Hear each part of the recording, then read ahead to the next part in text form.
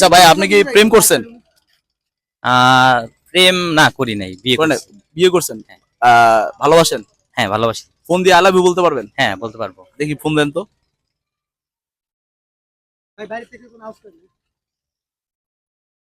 ভাই কিন্তু ফোন দিতেছে অলরেডি।